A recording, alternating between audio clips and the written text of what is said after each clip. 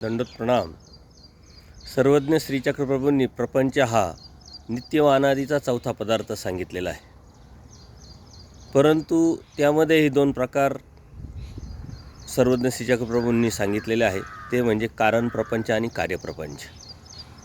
कारण प्रपंच हा जो आहे हा नित्य व अनादीचा पदार्थ आहे व कार्यप्रपंच मात्र अनित्य आहे।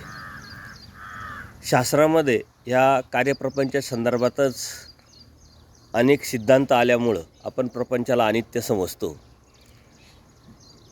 प्रपंच व्यभिचारिया म्हणजे प्रपंच हा बदलत असतो। दुःखमूळता, दुःखरूपता, पापमूळता, अनित्यता ही तिन्ही नव्हेती तरी संसार वाचून अनेक काही गोमटे असे।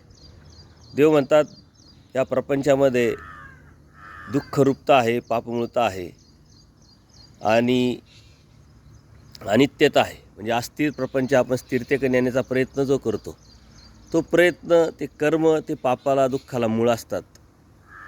वास्तविक हा प्रपंच अस्थिर आहे, तो स्थिर कधी होत नाही, परंतु आपल्या अन्यथा ज्ञानामुळे, अज्ञानामुळे आपण स्थिरतेकडे नेण्याचा तो प्रयत्न करत असतो।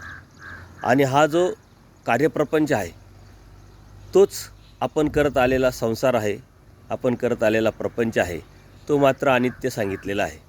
म्हणून त्या पाठीमागं न धावता आपलं कर्तव्य काय आहे, आपली ड्युटी काय आहे, त्या अनुषंगाने करून या जन्ममृत्यूच्या फेऱ्यातून आपण कसं निघू आणि परमेश्वराला जाणून अनन्यभावी त्या परमेश्वराला कसं शरण जाऊन आपली मुक्ती करून घेऊ, याचा विचार करणं आपल्या जीवनाचं मूळ कर्तव्य आहे, ध्येय आहे। दंडोत प्रणाम, दंडोत प्रणाम।